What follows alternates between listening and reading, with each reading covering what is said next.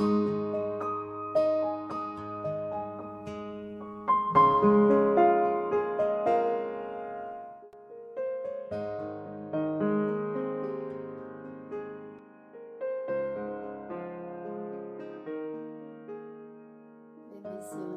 y Shalom, amados hermanos.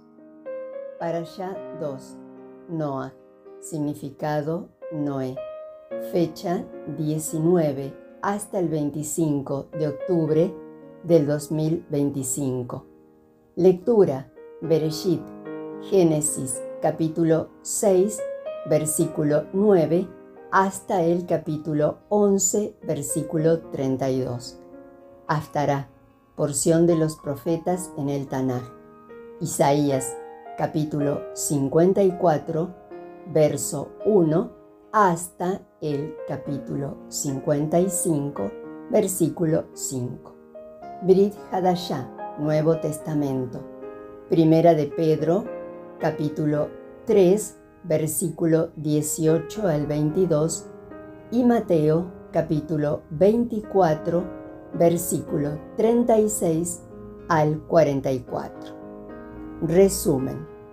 Noé, justo entre una generación corrupta, recibe la orden divina de construir un arca para salvar a su familia y a los animales del diluvio enviado por Jehová para purgar la maldad humana. Llueve 40 días y noches, destruyéndose toda vida fuera del arca. Tras el diluvio, Noah ofrece sacrificios y Jehová establece un pacto con él, usando el arco iris como señal. La porción concluye con la Torre de Babel, donde el Eterno confunde las lenguas de los hombres para frenar su orgullo y los dispersa por toda la tierra. El diluvio y la misericordia de Hashem. Porque pasados aún 7 días, yo haré llover sobre la tierra 40 días y 40 noches. Esto lo vemos en Génesis, capítulo 8, versículo 4. Generalmente se habla del diluvio como relacionado con la justicia de Elohim en la mayoría de disertaciones sobre el tema.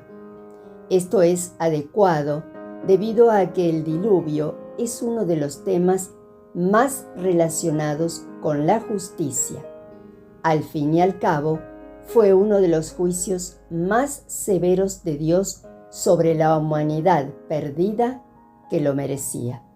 De hecho, Noah escapó de ese juicio porque era Sadid, justo, y Tamín, íntegro, en sus generaciones.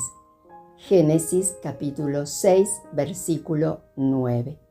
En otras palabras, fue la justicia de Noah la que le permitió escapar del juicio divino. Por tanto, la asociación entre la justicia de Elohim y el diluvio es totalmente acertada. Sin embargo, para la sorpresa de muchos, también podemos ver la misericordia de Elohim en la historia del diluvio. Muchos quizás pensarán con esto que nos referimos al hecho de que Noah y su casa escaparon, pero no es así. Estamos hablando de la misericordia que Hashem mostró a toda la generación de Noah. Hablamos de gracia mostrada al mundo entero. Aprendemos de esto en la tradición judía al considerar la vida del personaje más longevo en la historia bíblica, Matusalén. ¿Qué tiene que ver Matusalén con la misericordia de Dios a la humanidad del diluvio? Bien, según la tradición judía, Enoc, el padre de Matusalén, tuvo una revelación de Hashem.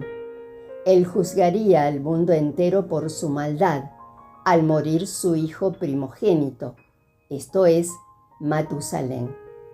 Hay 3 cosas que dan fuerza a esta tradición. Se nos dice que Enoc caminó con Hashem y tuvo una relación increíblemente cercana. A tal grado fue esto que la Torá dice que Hashem lo tomó y él desapareció. Génesis capítulo 5, versículo 24. De ahí que dicha revelación es perfectamente posible. El nombre de Matusalén significa su muerte envía. Esto alude a que su muerte haría que Elohim enviara el diluvio, el juicio sobre la humanidad.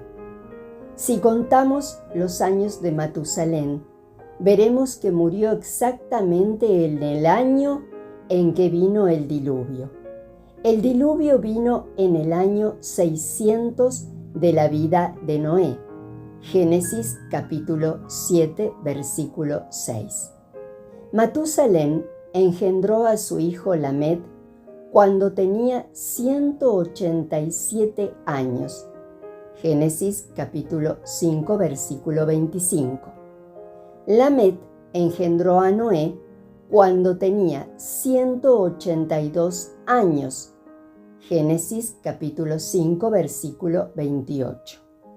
Si sumamos 187 años de Matusalén al engendrar a Lamed, más 182 años de Lamed al engendrar a Noé, más 600 años que tenía Noé cuando vino el diluvio, nos da como resultado 969 años. Estos son los años que Matusalén vivió, tal como está escrito. Fueron pues todos los días de Matusalén 969 años y murió. Génesis capítulo 5, versículo 27. Por lo tanto, Matusalén murió en el año del diluvio. Los sabios de Israel enseñan que 7 días después de la muerte de Matusalén vino el diluvio. Matusalén murió y Hashem permitió que su luto se guardara por 7 días y luego envió el diluvio. Rashi, uno de los sabios más prominentes de la Edad Media, dice: pues en otros 7 días, estos 7 días se refieren a los 7 días de luto por el justo Matusalén, pues el Kadosh Baruj Hu, santo bendito sea, fue sensible a su honor y por respeto a él demoró el castigo. Cuenta los años de Matusalén y verás que terminan justamente en el año 600 de la vida de Noah. Rashi sobre Génesis capítulo 7, versículo 4. Esta es la razón por la que Hashem dio tanta vida a Matusalén. Como su muerte desencadenaría el diluvio, si no había arrepentimiento de parte de la generación del diluvio, entonces el Eterno le alargó la vida hasta que llegó el punto en donde el castigo no podía esperar. De manera que el dicho latino, esa persona es más vieja que Matusalén, es un testimonio de la gran misericordia de Hashem, esperando hasta el último momento a una generación perversa. El Eterno sigue siendo el mismo Dios, tardo para la ira y grande en bondad. Génesis capítulo 34, versículo 6. Él sigue esperando que los hijos del hombre regresen a Él y lo busquen como su único soberano, lo reconozcan en todos sus caminos y sean salvos de todos sus pecados. Él ha dado mucho tiempo para que el mundo entero venga a sus pies y a los de su ungido, el cual se entregó por el pecado de muchos para dar liberación de todas nuestras iniquidades, tal como está escrito: Pero Elohim, Dios, habiendo pasado por alto los tiempos de esta ignorancia, ahora manda a todos los hombres en todo lugar que se arrepientan. Hechos capítulo 17, versículo 30. Diles, vivo yo, dice el Eterno, el Señor, que no quiero la muerte del impío, sino que se vuelva el impío de su camino y que viva. Volveos, volveos de vuestros malos caminos. ¿Por qué moriréis, oh casa de Israel? Ezequiel capítulo 33, versículo 11. Les dijo, así está escrito, y así fue necesario que el Mesías padeciese y resucitase de los muertos al tercer día, y que se predicase en su nombre el arrepentimiento y el perdón de pecados en todas las naciones, comenzando desde Jerusalén. Lucas capítulo 24, versículo 26 y 27. Porque de tal manera amó Elohim, Dios, al mundo, que ha dado a su Hijo unigénito, para que todo aquel que en él cree no se pierda, mas tenga vida eterna. Juan capítulo 3, versículo 16. El Señor no retarda su promesa, según algunos la tienen por tardanza, sino que es paciente para con nosotros, no queriendo que ninguno perezca, sino que todos procedan al arrepentimiento. Segunda de Pedro, capítulo 3, versículo 9. El deseo de Hashem para todo el mundo, judíos y gentiles, es que nos volvamos a Él en arrepentimiento, que dejemos de jugar a ser los dueños de nuestra vida, cuando es Él el juez y dueño de nuestro ser. Que dejemos de vivir como si no existe un juicio venidero para todo el mundo y que nos apeguemos a Él. Para todo aquel que aún no ha reconocido a Yeshua como el sacrificio que puede darle vida eterna, hay una urgencia aún mayor. La sangre del Cordero perfecto que quita el pecado del mundo, Juan capítulo 1, versículo 29, aguarda a todo aquel pecador para recibirla y obtener la liberación del pecado y ser declarado hijo de Elohim.